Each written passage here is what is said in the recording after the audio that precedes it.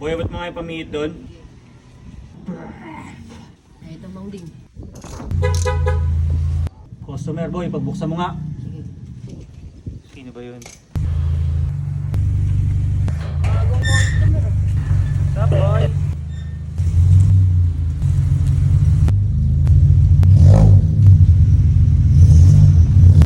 Stop Manding! Sige. Oh, okay. Sup, Manding? DJ, kamusta? May pinabibigay nga pala yung mother ko sa'yo. Specialty daw niya yan, bago niyang business. Oh!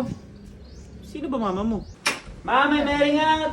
Saan ka pupunta, DJ? Magpapa-upgrade ako kay Mang Ding dun sa mekaniko. Ganun ba? Sandali, wait mo ako. O, dali mo to. Kasi may bago akong product. Patikin mo sa kanya. Chicken parmigiana. Si Mama Gracia, nagpagawa na daw siya sa'yo eh. Siya yung nag-refer sa akin sa'yo, kaya dito ko pinapagawa yung auto ko. Oh boy, may pagkain tayo! Ito ba yung car nila daw? Oo, kila daw to. Ano bang sira nito, Mang Ding?